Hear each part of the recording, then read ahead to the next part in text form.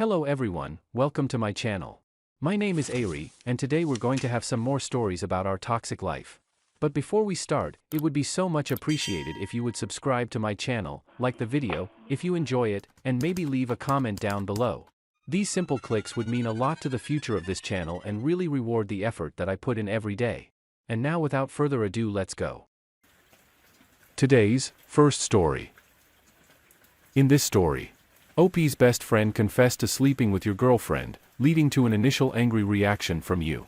After some reflection, you decided to forgive your best friend, as you realized your relationship with your girlfriend was ultimately her responsibility, and you believe once a cheater, always a cheater. You see his confession as saving you from future heartache. Your girlfriend is upset that you forgave him, and others find it strange that your friendship with your best friend remains strong. You feel you made the right choice, viewing this as a test for your girlfriend that she failed. Now let's get into the story.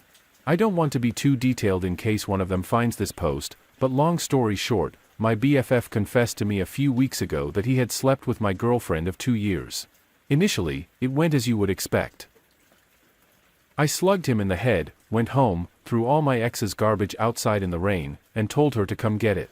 I didn't even hear what she had to say because I honestly didn't care. Our relationship was done. I went no contact with them both for a few days while I cooled down, while they both messaged and called me constantly trying to apologize and explain themselves. Then I started looking at this without an emotional lens and came to the conclusion that while my friend had betrayed me, my relationship with my ex was only between me and her to maintain. The chances are that if she was willing to cheat on me with my best friend, and she was willing to cheat on me with other men too. To top this all off, he confessed to me himself I didn't discover it. Taking all of this into consideration, am I wrong for feeling a little gratitude? This could have been so much worse if she was cheating with someone else and I never found out, eventually marrying her. I was actually planning on proposing on New Year's. I firmly believe that once a cheater, always a cheater. So by accepting her advances, he saved me so many headaches in the future. I called and told him that I forgave him. It was a little rough after that, but since then we've gotten close again and pretty much back to being best friends. My ex called me recently, screeching that it wasn't fair that I forgave him, but not her. And other people have been weirded out too, by how unaffected our friendship is by this. But I don't think I'm wrong. In a way, this was a test for her before I finally went down on one knee and she failed spectacularly. Today's second story. In this story, OP met their ex-fiancée in a coffee shop and fell in love despite their demanding job in investment banking. After 3 years together and a proposal, they discovered his infidelity through text messages and later with a hidden camera. They decided to end the engagement and make a fresh start in a new city. Now let's get into the story. This happened some time ago, but thought I'd share it in the hopes of showing people who have been destroyed by infidelity that your world is not over and that things can only get better from here on out. Disclaimer: names and some minor details have been changed. For identity protection purposes, I met my ex-fiancée, let's call her Jane, 7 years ago in a coffee shop. I was standing behind her in a long, slow-moving queue and we just started talking. We hit it off immediately and even sat and drank our coffee together for about an hour. We eventually exchanged numbers before going our separate ways. At first, I was very hesitant to get serious with her because I had just started as an analyst at a large investment bank, and the hours were absolutely brutal things. 70 to 80 hours a week when things were slow and up to 120 plus when we were on live deals. I had also heard many relationship horror stories from my fellow junior colleagues about how all of their relationships had failed due to the crushing hours and not being able to see their significant others on a consistent basis. However, after a few dates with Jane, it was clear that I was falling for her and that she felt the same way about me. I brought up my concerns about my work hours, causing our relationship to fail, and she told me that she really liked me, that it would be a shame if we didn't even try, and that if we stayed committed and were understanding towards one another, any storm could be weathered. So she was true to her word. The next 3 years were filled with Everest-like highs and hellish lows, but we persevered. She was patient and understanding and never made me feel guilty about all the super late nights spent at work and not with her. She showered me with love, care, and affection, and often told me how grateful she was to be with an amazing person like me. I, in turn, did everything humanly possible to love her like she deserved to be loved. To everyone's surprise, after the end of this 3-year period, we were going strong than ever. Whilst all of my fellow analyst relationships crumbled and burnt during this period, I decided that the time was right for me to start recruiting for private equity roles. If successful, my hours would be drastically reduced and my already insanely high pay would increase even further. I also decided that I wanted to spend the rest of my life with Jane, this amazing woman who had stuck with me even through my sucky banking years. As a junior, I bought a ring and proposed to her while we were on vacation in Spain. She said yes, and I was on top of the world. Now, this is the part where everything goes to shit. She was in the shower one day and had left her phone on the bedside table. I had just the slightest urge to snoop. At this point, she had done nothing at all that would lead me to suspect that she was cheating, and I had no gut feelings that something was up and whatnot. I just had a slight urge, and it's not like she was ever going to find out that I had snooped. Long story short, I snooped and I found a female's name in her chats that I didn't recognize. I clicked on it and what I saw simultaneously enraged me and broke my heart. Lots of sweet nothings nudes, etc. Even some texts of them comparing the size of my manhood to his. What made all of this worse was that he looked to be taller than me and was far better looking than me. I'm 5'9" and only slightly above average in the looks department. I was shaking quite badly and feeling so sick that I put the phone down and went out to have a breather. My thoughts were racing as I strolled down the pavement. My first thought was that maybe this was my fault. That she just wanted to feel loved and I couldn't give her as much attention as she needed due to my work. Pathetic, right? I wanted to confront her when I got back, but I was afraid to because I loved her dearly, and confronting her could ruin us. My thoughts continued to run wild, ranging from hey, this isn't that bad, right? It's just a couple of texts. It's not like they had 6. You just have to put in a little more effort and she'll love you again. To how dare she do something so disgusting to you behind your back? I ultimately decided that I needed more proof before making a decision. As if the texts weren't enough, I went and bought a small camera and hid it amongst some stuff atop a shelf in the corner of our bedroom. I activated it the next day before going to work. Later that night, around 10 o'clock, I activated the camera and saw exactly what I was hoping not to, but still expecting to see her having sex with the guy that she was sexting on her phone. All hopes of reconciliation, as well as any love that I still had for her, was thrown out the window instantly. I threw up in the bathroom and immediately left the office for my best friend's house, let's call him Owen, where I broke down and cried harder than I have ever cried in my 25 years of existence. When I had calmed down, Owen and I sipped on stiff scotch and planned my next move. We talked throughout the night and into the next morning when we both had to leave for work. He suggested that I didn't confront and end my engagement to Jane outright, but instead act cordially around her until I had found a new job, hopefully in private equity and a new flat. Then he thought I should block her on my phone, email, and all forms of social media, etc., and move out while she was at work. One day I'd be kissing her goodbye in the morning and next, I'd be gone like I never existed. That would hit her like a truck.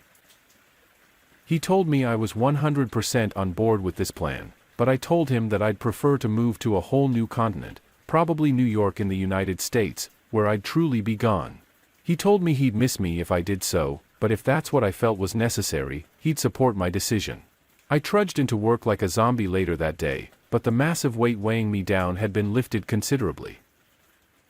The next month was the most difficult month that I had ever had to endure. Being around Jane anytime I was at home and having to act normal was excruciatingly painful. I could barely look at her in the eyes without feeling the urge to physically harm her, but I managed to put on a brave face and act affectionate towards her. We even had sex a few times, which left me feeling disgusting and weak. She had told everyone that we were engaged, and when she brought up the wedding, I lied and told her that we might have to wait a few months. As things were heating up at work and I would be overwhelmingly busy, I gave the same answer to the hordes of mutual friends and family who were now calling to wish us congratulations. I broke down in the office toilet a few times late at night, knowing she was probably sleeping with the affair partner at that very moment. It was a miracle that I managed to hold on for as long as I did. Staying at the office as late as possible or just walking around the city when I finished earlier than usual helped. Meanwhile, I was reaching out to headhunters in New York, hoping to recruit for private equity associate roles there whilst simultaneously studying for their LBO modeling tests. I had also told my other close friends what I was planning to do, and they all told me they'd support me 100% no matter what I decided. After a few weeks of interviews with headhunters, I had a few interviews with New York-based private equity firms lined up. Everything was going just as planned. But this isn't a fantasy world. This is life. And life soon threw me a curveball that shattered my plan completely, but not in the way you might be thinking. I went out with Owen and another one of my friends, let's call him Antoine, one Friday night, and we ended up mingling with a group of people that Antoine knew. Among them was one of the most beautiful girls I had ever seen. I talked to her for a bit and we got on well. Her name was Elisa, and she was Swedish. She was absolutely stunning and looked like Elsa Husk. She wasn't like Elsa Husk's identical twin. If you put them both side by side, you know who was Elsa and who was Elisa, but you get what I mean. We had a lot in common, namely the fact that she was doing her master's at my alma mater and, as a matter of fact, was doing the exact same program that I did. We also had both grown up in Asia. I was planning to jet off to New York as soon as possible, but I just couldn't resist exchanging numbers with her. We ended up going on a few dates and sleeping together. I had never felt this wanted and understood by anyone before, not even by Jane, in the early stages of our relationship, and for the first time in weeks, I was genuinely happy. One night, after sleeping together, we confided in each other our deepest feelings. She brought up how she was cheated on by her ex. I didn't prompt her, and how she hated and had absolutely no respect for infidels. I then explained to her my current situation, and she laughed not at me, but in amusement and in awe at how I was going to drop a sledgehammer on Jane. She then asked me if there was any chance that I would stay and not leave for New York. I said I would consider it, but deep down I no longer wanted to leave. I, of course, had no intention of getting involved with anyone. But Elisa was just so amazing, and I couldn't help but fall for her. Her views on infidelity also somewhat reassured me that she wouldn't ever betray me in such a horrible way like Jane did. Should we end up together? What a massive curveball she was. Now, some may say this was cheating on Jane, and I was just as evil as her. Now I disagree with the former because she cheated first. So from that point on, I had no obligation to remain faithful to her any longer. I agree with the latter. I am a savage. After interviewing with multiple firms, I got an offer to join the New York office of a large private equity fund. After inquiring about joining the London office instead, the managing director put me in touch with his counterpart in London. 2 interviews later, I received and accepted the offer to join the London office. I was overjoyed.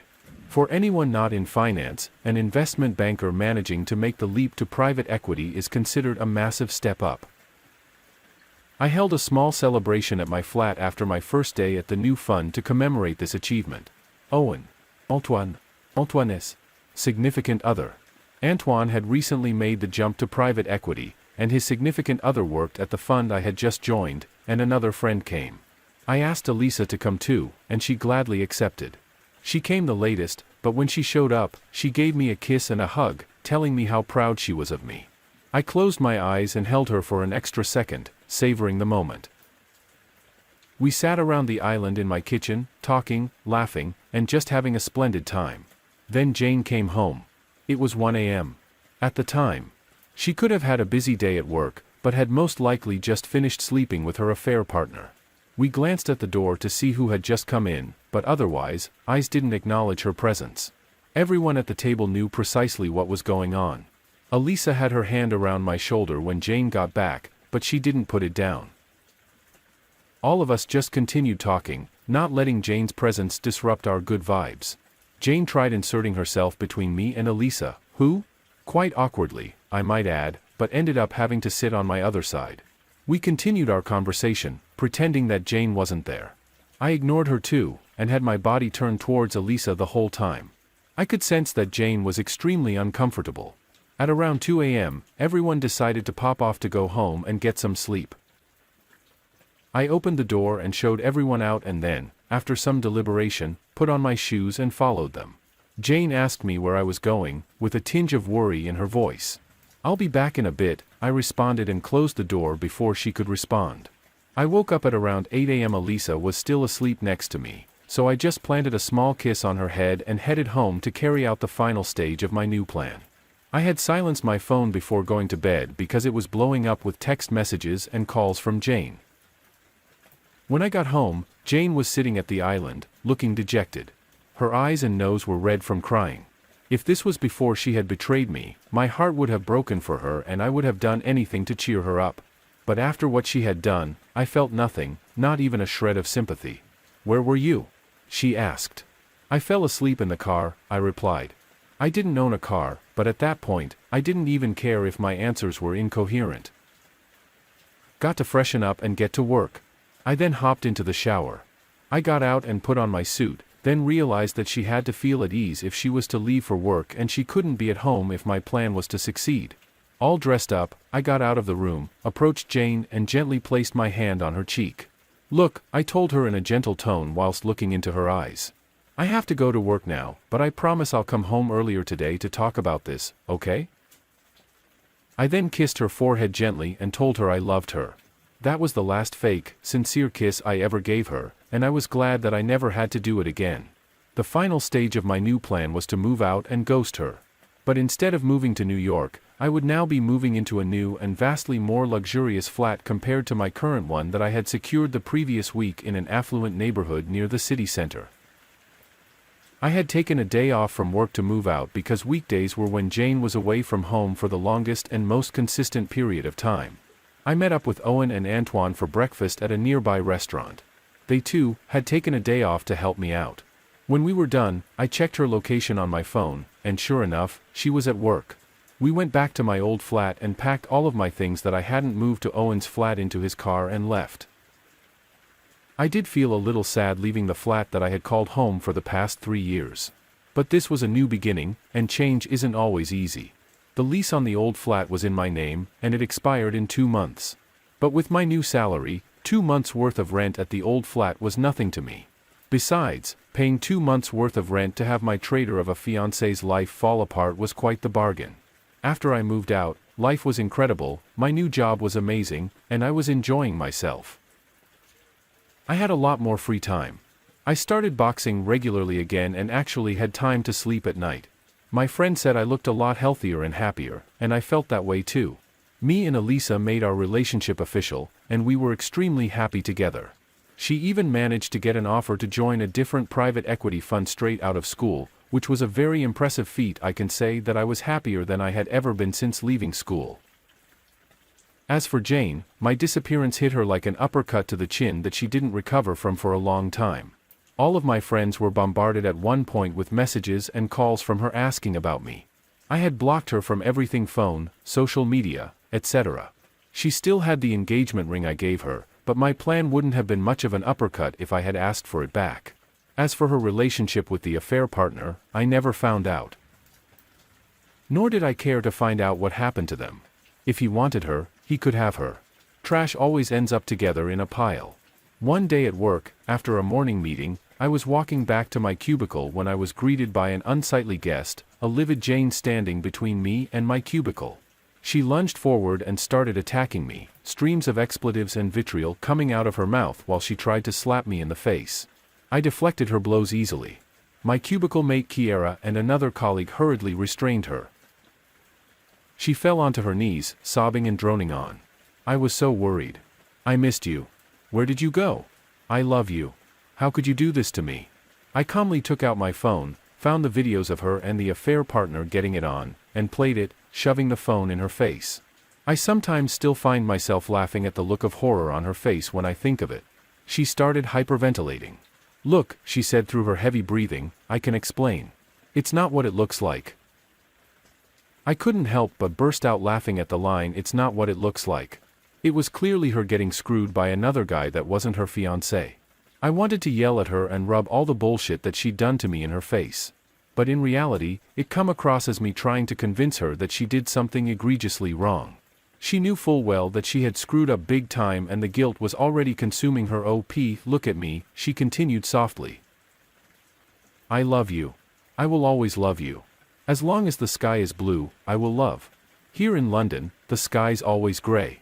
I quipped back with a straight face and a smug tone. Kiera covered her mouth with her hand, stifling a laugh.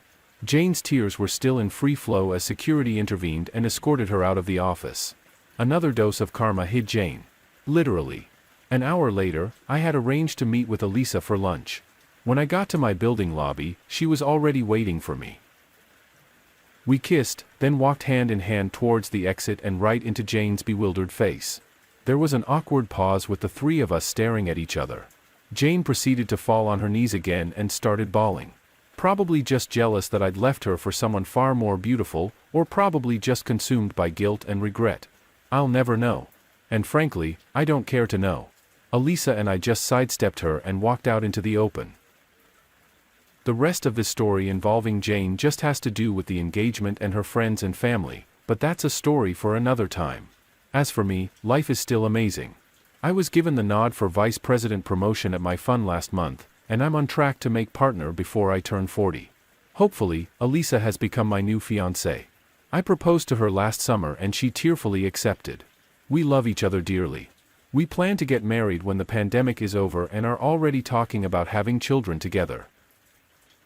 The new lockdown really sucks for everyone, but we are very fortunate to have each other to count on during such trying times. That's my story, guys. I just wanted to share this in order to show that if you're a victim of infidel, it's not the end of the world. You can always bounce back, level up, and reach new highs that you never thought possible. Have a great,